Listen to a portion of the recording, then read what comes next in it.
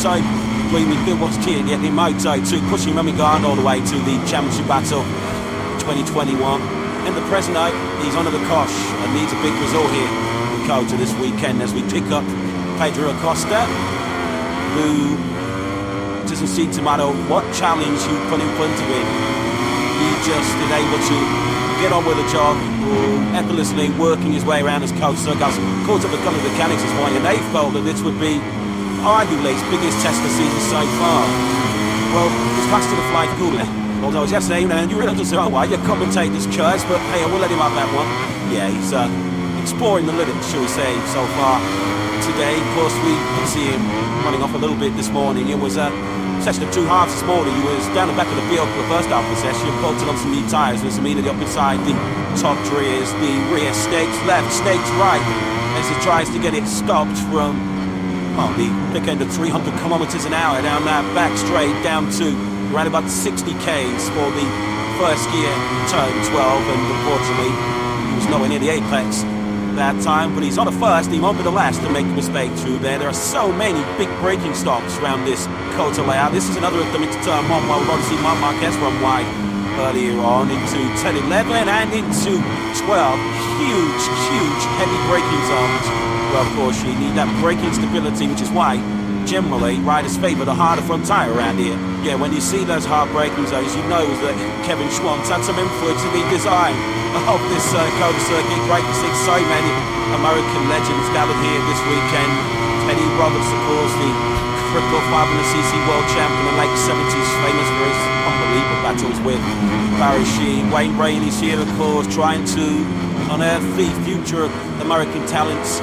As the boss of Moto America, Kevin Schwantz is here, the 1993 500cc world champion. And just on that night, actually, we send our thoughts, our prayers and condolences to the family and friends of Pat Hennon, who sadly passed away recently, the first American rider to win a Premier Class Grand Prix. He was in many respects one of the trailblazers, one of such a golden generation of American talent. But great to see the likes of Kenny Roberts, Wayne Rainey and Kevin Schwantz here, with three names that are right up there with proper ultimate legends in this great sport.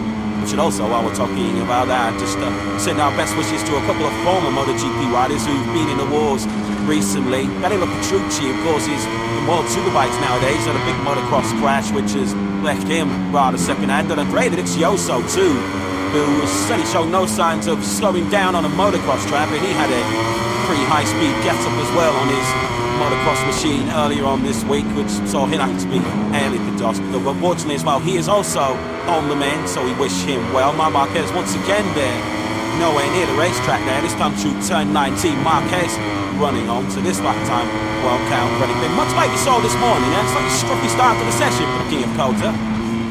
My promise at the start for another former Kota winner here, Enea Bastianini, on the 23 Ducati racing machine. And that is already rapid in this early part of practice, down to a 2:04.25. And Pedro Acosta is the first rider in the 203s, definitely joined immediately by the likes of Martin Sparger, Fernandez, Augusto Fernandez and Jack Miller. Martina now leads early on with a 2:03.036.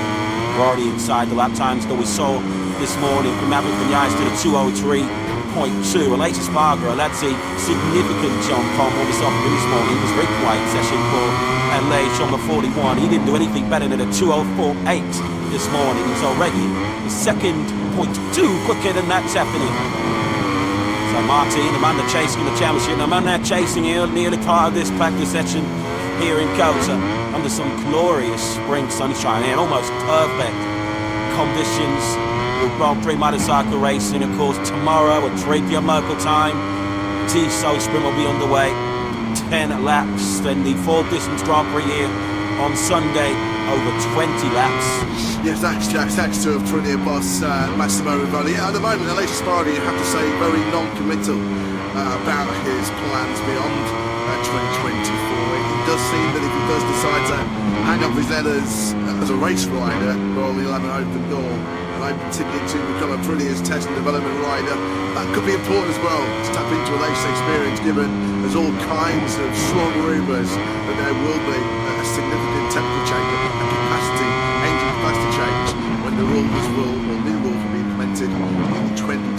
7 MotoGP World Championship. Aleix, I think, just giving himself 3 or 4 more Grand Prix just to see whether the hunger, the desire is still there.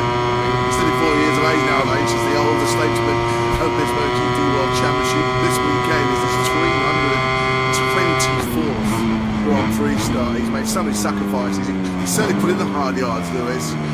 You do wonder whether Aleix, being so non-committed as he is right now, whether he is actually sort of starting to seriously contemplate maybe the hard work, retirement.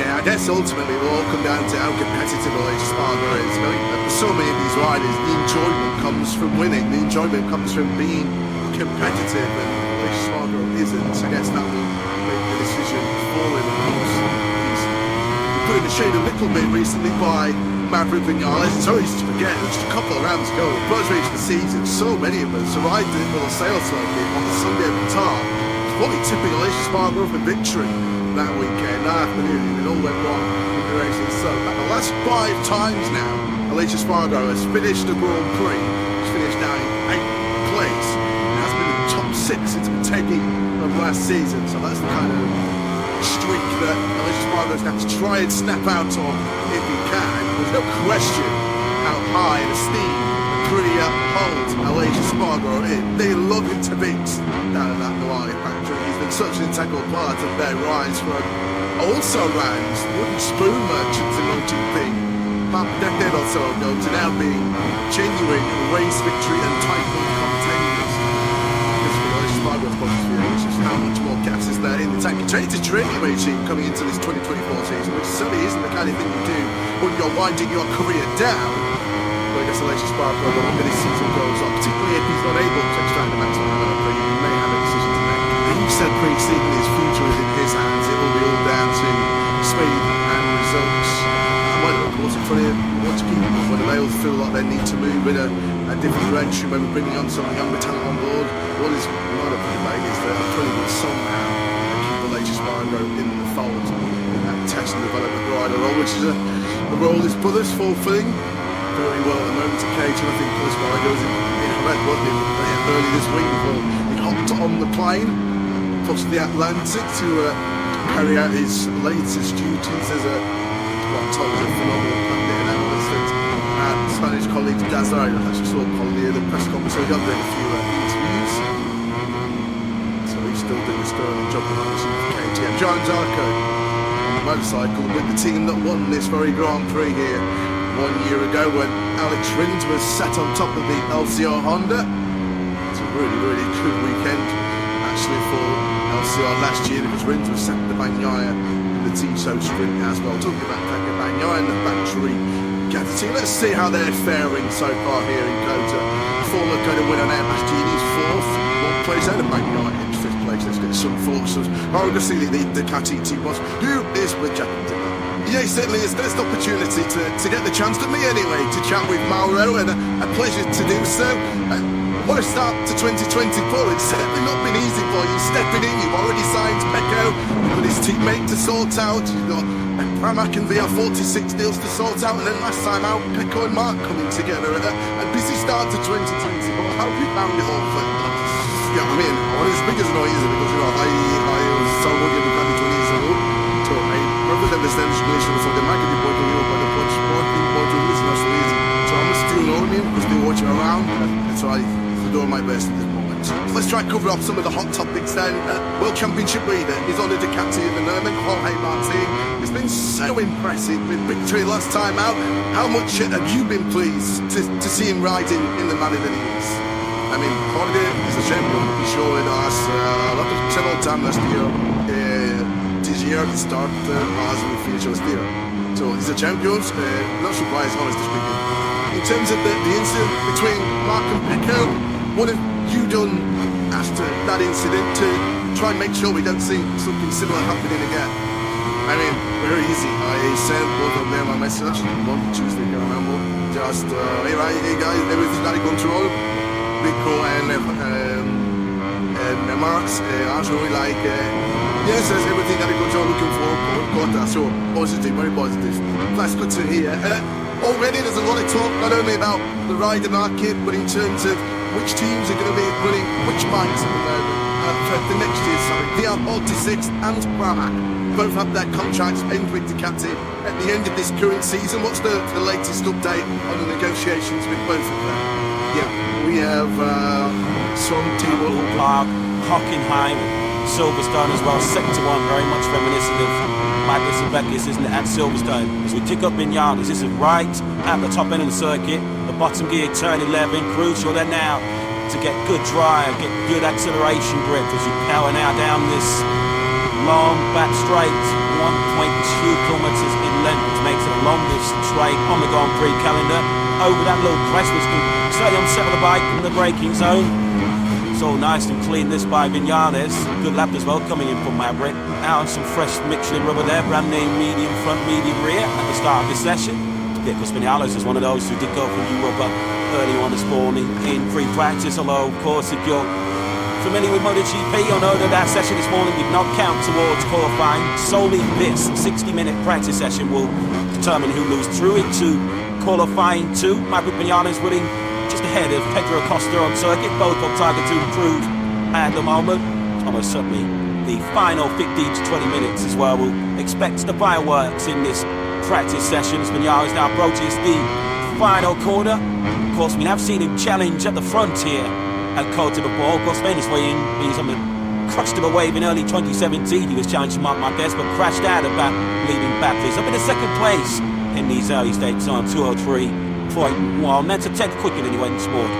It was right here in Coach, when it's just his second Moto2 start back in 2014, where he dominated that Grand Prix, having set the fastest lap on his Moto2 debut in Qatar. It was those two performances which immediately caught the eye of then Suzuki team boss Davide Brebbia on his way. Yeah, he's our man, absolutely no question whatsoever. And Vinales was taken after just one season in Moto2 into the factory Suzuki fold for a 2016 season, wasn't he? There we go, Pecco Bagnaia out of the final corner, winds the power on the factory Ducati up to 5th place, creeping him towards the low 203s. The all-time net record holder here around Cota, Bagnaia, on his way to that pole here last year, which looked like being a catalyst to another dream double.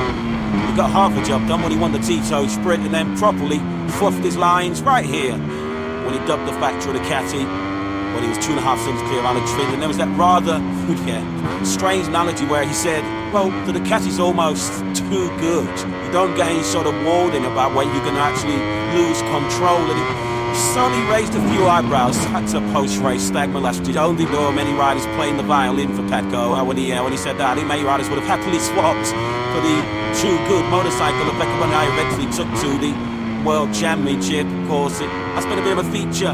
The Pecco Bagnaia on occasions over the years making mistakes when arguably he's not under pressure. It feels like when the pressure's at its highest, that's when Pecco Bagnaia is at his best, as he proved late last season in battle for the World Championship. So many of the incidents and crashes Bagnaia saying Grand Prix have been when he's in rather unchallenged positions. The unchallenged really had here last year. He was in a very safe second place in Argentina last year when he crashed, safe second.